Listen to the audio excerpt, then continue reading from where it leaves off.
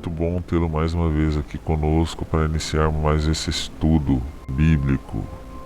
Então vamos iniciar com uma oração, como sempre. Senhor Deus, querido Pai, obrigado pela oportunidade de estarmos novamente reunidos para estudarmos a Tua Palavra e a Tua vontade. Senhor, por favor, envia Teus anjos para estar conosco, Teu Santo Espírito se faça presente e nos guie por toda essa leitura, por toda essa reflexão e esse estudo da Tua Palavra. Lhe pedimos que fala ao nosso coração e também à nossa mente, e ajuda-nos a compreender a Tua vontade. Por favor, ó Pai, é o que lhe pedimos em nome de Jesus. Amém.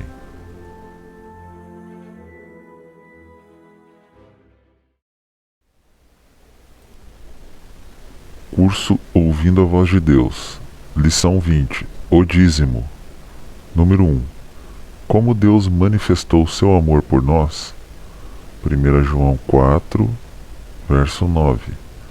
Nisto se manifestou o amor de Deus em nós, em haver Deus enviado o seu Filho unigênito ao mundo para vivermos por meio dele. Então, como Deus manifestou seu amor por nós? Letra A, entregando-se. Letra B, negando-se. Ou letra C, castigando?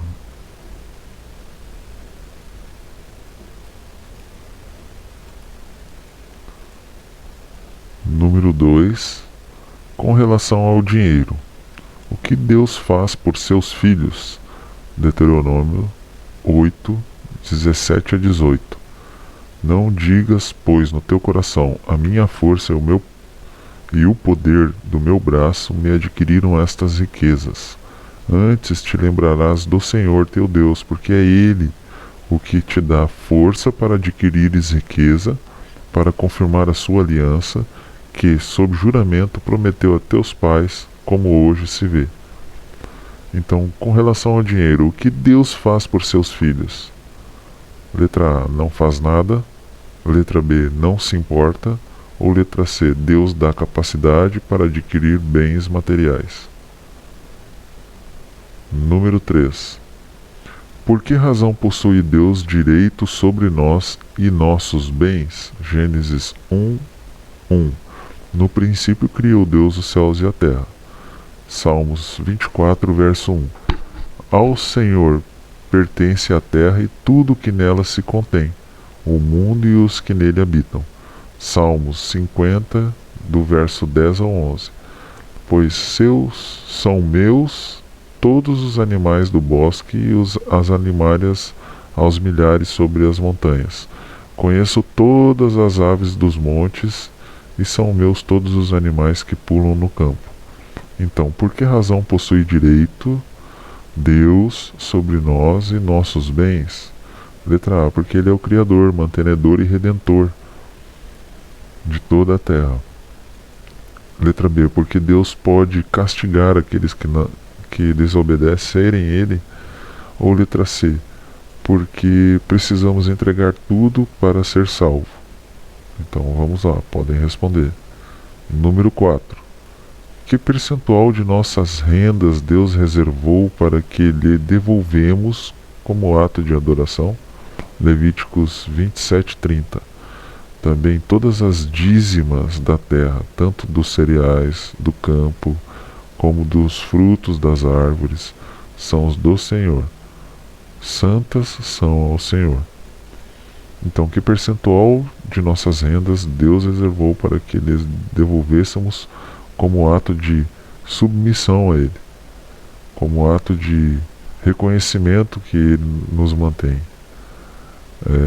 5, letra A, 5%, letra B, 30%, letra C, 10%. Número 5. Qual é o destino dos dízimos? Números 18, 21. Aos filhos de Levi dei todos os dízimos em Israel por herança, pelo serviço que prestam serviço da tenda da congregação. Então os levitas eram uma das 12 tribos de Israel, e essa tribo dos levitas era a tribo responsável pelos serviços do santuário. Então tudo que era realizado no santuário, tanto como a montagem do santuário, porque eles eram um povo nômade, né? Então eles viajavam de um lugar para o outro constantemente. Então a montagem do santuário, a desmontagem, os cuidados, a limpeza, o transporte, os serviços realizados dos sacrifícios, das ofertas e todos os rituais do santuário eram responsabilidade dos levitas. Então, como eles não faziam outra coisa além disso,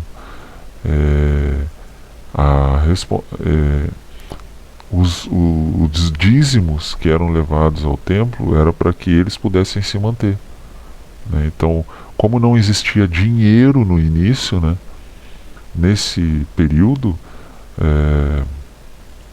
os dízimos eram levados de todo o fruto que era colhido, de todo os cereais que eram colhidos, produzidos e colhidos, né, de todas os animais que se procriavam. Então era levado a 10ª parte para os levitas, porque eles não faziam nada do que as outras tribos faziam. Eles não plantavam, eles não semeavam, não colhiam, eles não cuidavam de animais, não pastoreavam, né? Não cuidavam dos rebanhos, não tiravam leite, não faziam nenhum outro tipo de serviço além dos que envolviam o santuário. Então, esses 10% que era levado ao santuário é para manter os levitas, que eram uma tribo que cuidava especificamente dos rituais que envolviam todo o santuário. 1 Coríntios 9-14. Assim ordenou também o Senhor aos que pregam o Evangelho que vivam do Evangelho. É uma passagem do Novo Testamento. Em Malaquias 3,10. Trazei todos os dízimos à casa do tesouro, para que haja mantimento na minha casa. E provai-me nisto, diz o Senhor dos Exércitos. Se eu vos não abrir as janelas do céu e não derramar muitas bênçãos sem medida. Então, aqui Deus está incentivando para que a gente prove Ele. Se Ele não vai abençoar, né? Quando Ele pede que devolva, Ele quer na verdade nos abençoar. Sempre quando Ele nos pede algo, quando é pedido algo na Bíblia, é para que a gente possa colher das bênçãos de Deus, né? Então a gente pensa muitas vezes, né? Poxa, mas os mandamentos de Deus, eles são pesados, né? Mas na verdade, se nós pararmos para pensar, a lei, ela existe que são os mandamentos, né? As leis, elas existem para nos proteger. As leis da cidade, do país que nós vivemos, elas servem para nos proteger. As leis de Deus, ela também tem esse fundamento. Ela serve para nos proteger, e não só para isso, para nos proteger das consequências más da transgressão da lei. Quando a gente erra, quando a gente age contra a lei ela nos protege dessas consequências, né, de cometer o erro, ou a coisa errada. Então ela nos protege das consequências ruins do erro, mas também a lei, ela traz uma via de sermos abençoados, porque quando a gente não age contrário à lei e não recebemos a consequência das coisas erradas, quando nós agimos a favor da lei, nós colhemos as bênçãos de andarmos num caminho certo. Então tem esses dois sentidos sempre as leis. A lei civil é assim, a lei da nossa cidade, do nosso país, do nosso estado, as leis do mundo, né, são todas assim. E a lei de Deus também é assim. Ela está acima dessas leis, a lei de Deus. Inclusive essas leis que nós temos hoje no mundo, elas são inspiradas nos 10 mandamentos. As leis dos códigos, os códigos de leis que existem no direito no mundo, eles são baseados nas leis romanas. E as leis romanas, elas se inspiraram na Bíblia. Muitas delas, né? Então, os 10 mandamentos é uma inspiração para os códigos de leis existentes no mundo. Principalmente os romanos, que nós temos hoje com muita profundidade em nossas leis civis. Mas então, qual é o destino dos dízimos? Para onde eles vão, os dízimos? Letra A, caridade. Letra B, para manutenção dos que pregam o evangelho. Ou letra C, para enriquecimento. Bom, o que a Bíblia nos diz, a gente pode responder. Agora, outra coisa interessante. Isso aqui que nós estamos vendo é o que a Bíblia nos diz, certo? Com relação ao usufruto dos dízimos, o que deve ser feito com ele. Agora, se em algum lugar ou outro não é isso que é feito com os dízimos, a responsabilidade é de quem manuseia esse valor que é recolhido, né? Aquele que entrega o dízimo, né, na fé de que está fazendo certo, está certo. Agora, aquele que recebe o dízimo, ele precisa também dar continuidade no que é certo. Então, usufruir dele da forma como foi orientado, certo? Então, vamos lá. E se um dia eu descobrir que o dízimo no lugar onde eu estou indo, ele não está sendo empregado corretamente, eu posso também escolher a mudar, né, o local onde eu venho colocando o dízimo. Então tem essa questão também. Se algum dia, né, eu, por exemplo, for devolver o dízimo, né, claro, né, porque a gente é livre para fazer o que quer.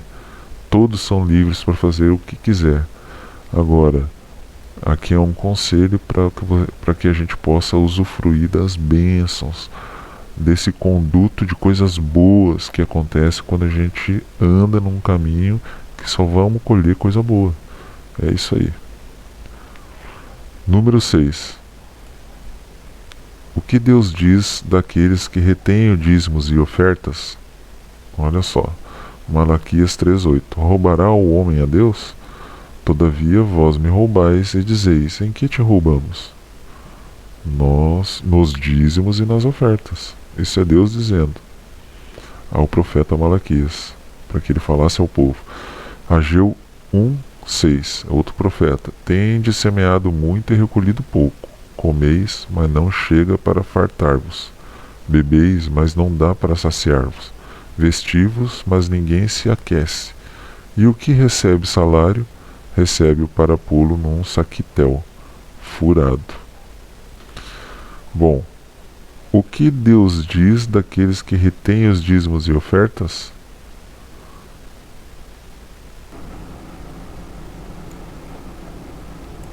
Aceita as desculpas? Não diz nada? Ou reprova sua atitude?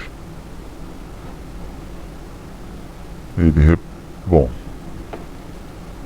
Número 7.